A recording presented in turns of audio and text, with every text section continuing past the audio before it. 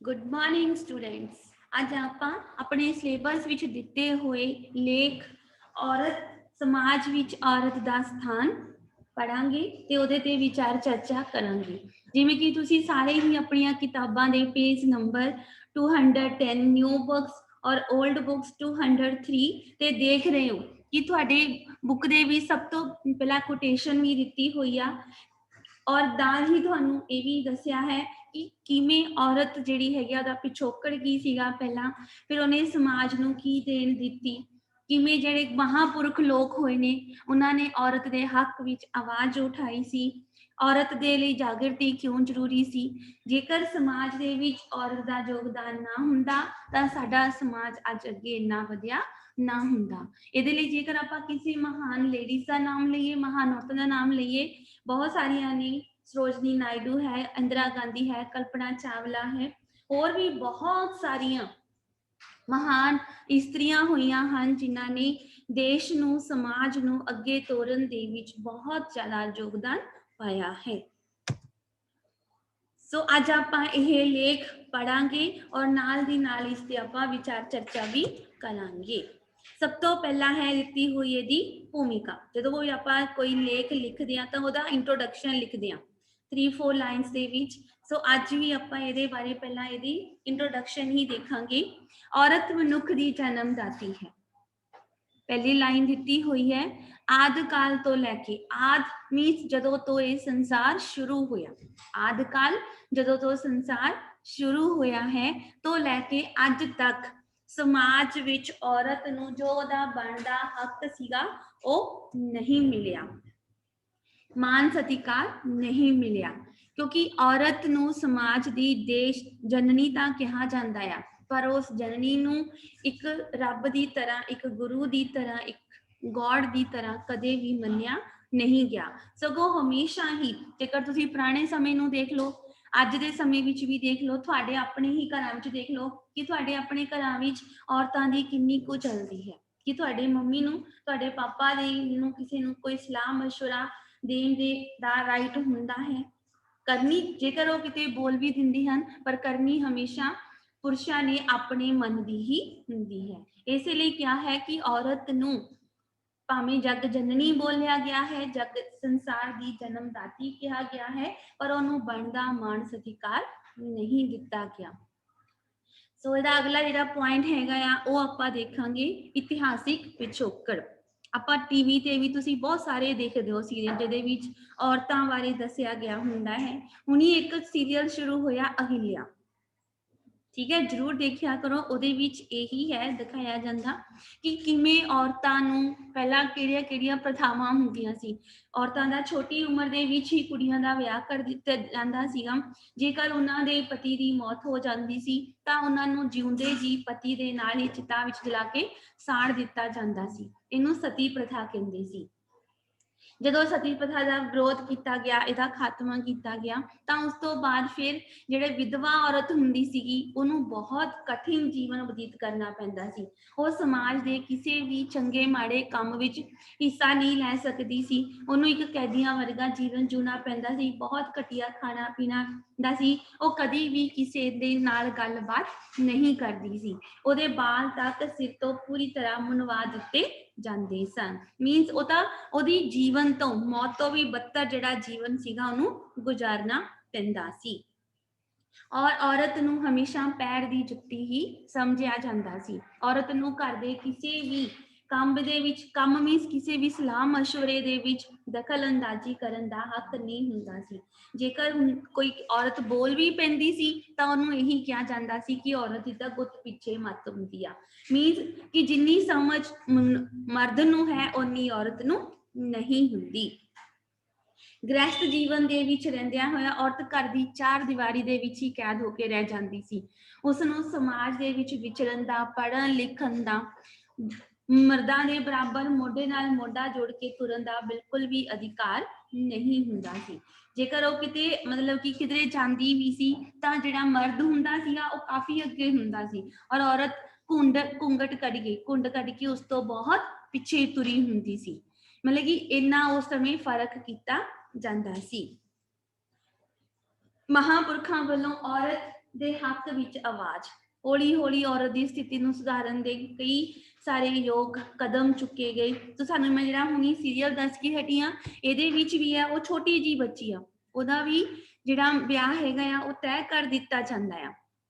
ਪਰ ਜਦੋਂ ਉਹ ਆਪਣੀ ਸਹੇਲੀ ਨਾਲ ਹੋ ਰਿਹਾ ਦੁਰਵਿਵਹਾਰ ਦੇਖਦੀ ਹੈ, ਜਦੋਂ ਆਪਣੀ ਸਹੇਲੀ ਨਾਲ ਦੁਰਵਿਵਹਾਰ ਦੇਖਦੀ ਆ ਤਾਂ ਉਹਦਾ ਵਿਰੋਧ ਵੀ ਕਰਦੀ ਆ ਕਿ ਇੰਨੀ ਛੋਟੀ ਉਮਰ ਦੇ ਵਿੱਚ ਇਹਦੇ ਪਤੀ ਦੀ ਮੌਤ ਹੋ ਗਈ ਹੈ, ਇਹਦਾ ਸਿਰ ਮੁੰਡਵਾ ਦਿੱਤਾ ਗਿਆ ਹੈ, ਇਹਨੂੰ ਕਿਸ ਤਰ੍ਹਾਂ ਦੇ ਕੱਪੜੇ ਪਾਉਣ ਲਈ ਕਿਹਾ ਜਾਂਦਾ, ਇਹਨੂੰ ਬਿਲਕੁਲ ਘਰ ਦੀ ਜਿਹੜੀ ਉਹ ਝੌਂਪੜੀ ਜੀ ਹੈਗੀ ਆ ਉੱਥੇ ਕੈਦ ਰੱਖਿਆ ਗਿਆ ਹੈ, ਉਹਦਾ ਵਿਰੋਧ ਵੀ ਕਰਦੀ ਆ।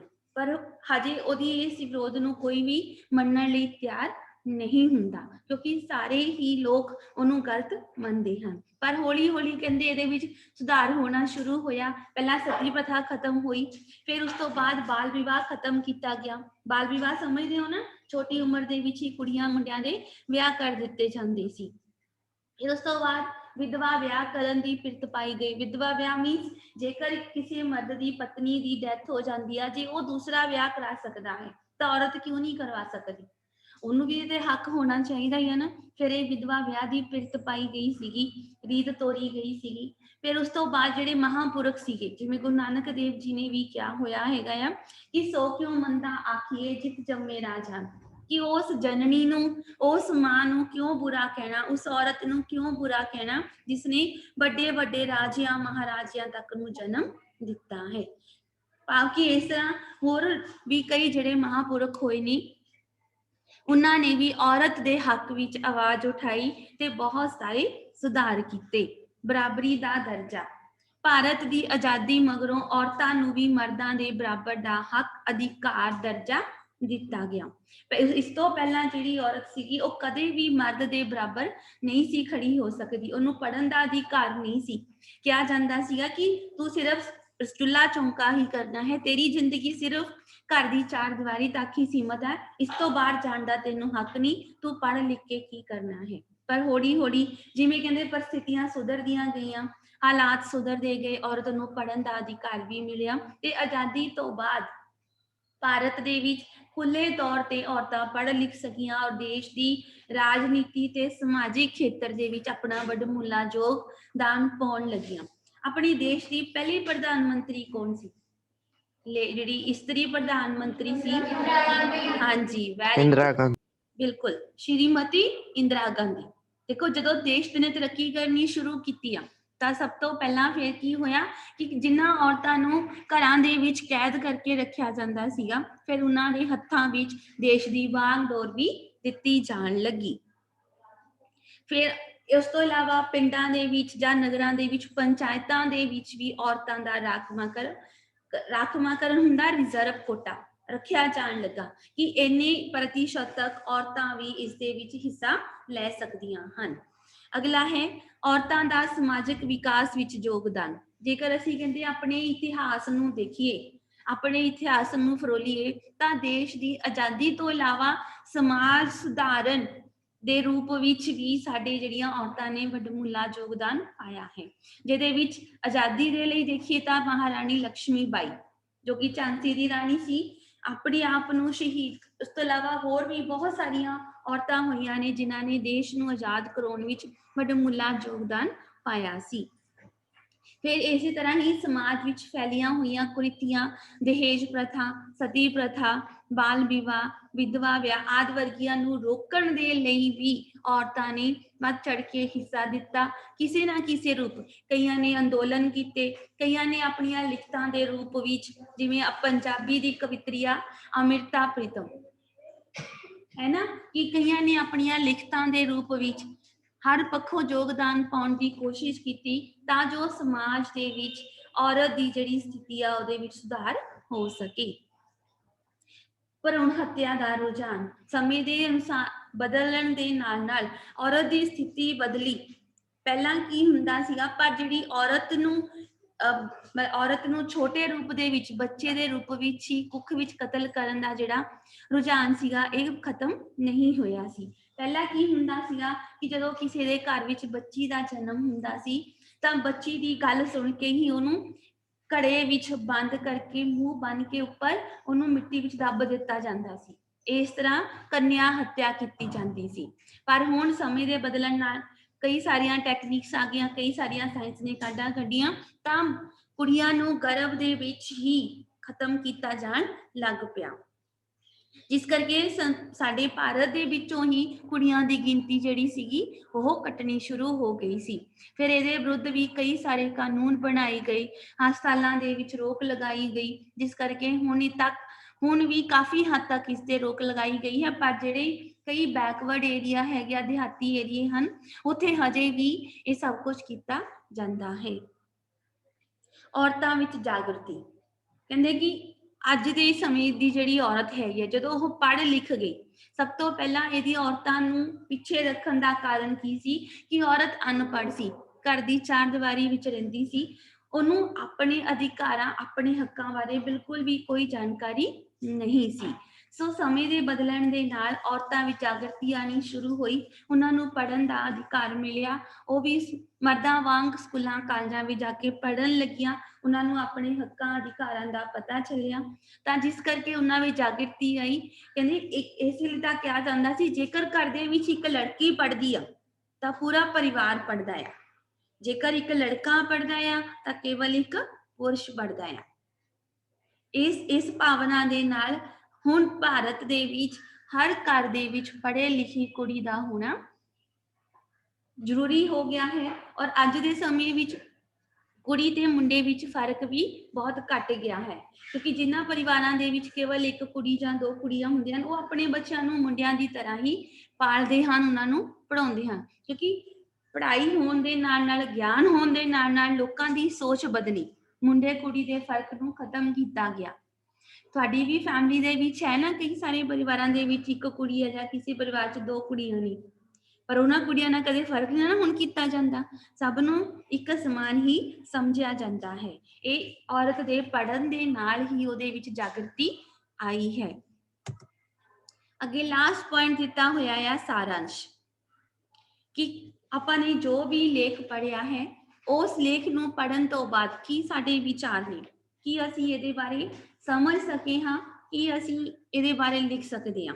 ਸੋ ਅਸੀਂ ਇਹਦੇ ਵਿੱਚ ਇਹੀ ਲਿਖਾਂਗੇ ਕਿ ਆਰੰਭ ਤੋਂ ਲੈ ਕੇ ਹੁਣ ਤੱਕ, ਪੁਰਾਤਨ ਸਮੇਂ ਤੋਂ ਲੈ ਕੇ ਆਧੁਨਿਕ ਸਮੇਂ ਤੱਕ ਔਰਤ ਨੂੰ ਬਣਦਾ ਸਤਿਕਾਰ ਨਹੀਂ ਦਿੱਤਾ ਗਿਆ। ਅੱਜ ਵੀ ਕਈ ਪਰਿਵਾਰ ਦੇਖਦੇ ਹਾਂ ਅਸੀਂ, ਕਈ ਸਾਰੀਆਂ ਕੁਰੀਤੀਆਂ ਅੱਜ ਵੀ ਹੈਗੀਆਂ ਨੇ, ਜਿਵੇਂ ਕਿ ਦਹੇਜ ਪ੍ਰਥਾ ਹੈਗੀ ਆ ਨਾ, ਆਪਾਂ ਪਿੱਛੇ ਇਹ ਲੇਖ ਵੀ ਕਰਕੇ ਹਟਿਆ ਕਿ ਕੁੜੀਆਂ ਨੂੰ ਜਦੋਂ ਦਾਜ ਘੱਟ ਦਿੱਤਾ ਜਾਂਦਾ ਤਾਂ ਸਹੁਰੇ ਪਰਿਵਾਰ ਵੱਲੋਂ ਉਸਨੂੰ ਜਾਂ ਤਾਂ ਅੱਗ ਲਾ ਕੇ ਸਾੜ ਦਿੱਤਾ ਜਾਂਦਾ ਆ, ਜਾਂ ਜ਼ਹਿਰੀਲੀ ਦਵਾਈ ਦੇ ਕੇ ਮਾਰ ਦਿੱਤਾ ਜਾਂਦਾ ਆ।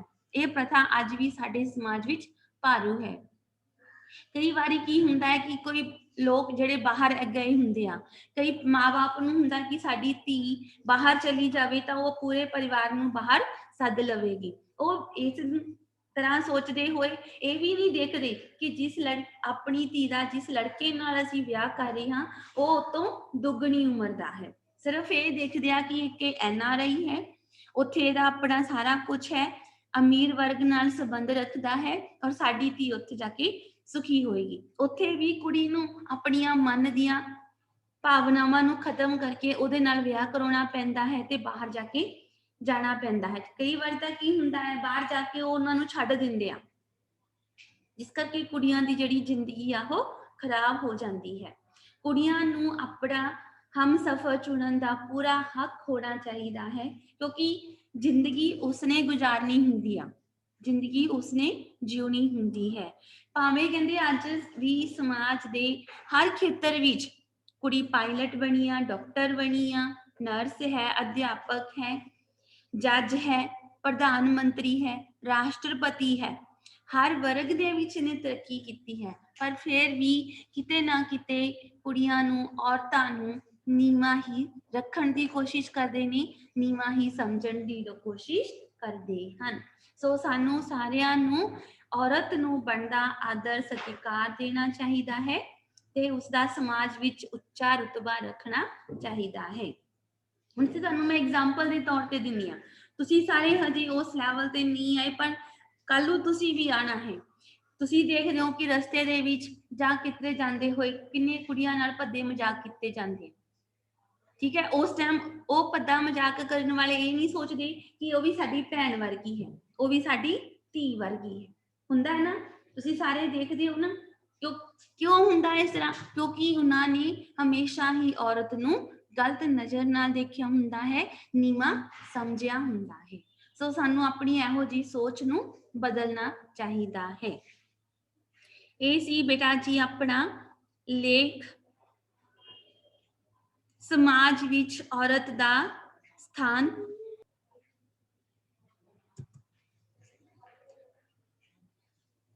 Thank you very much, beta ji, for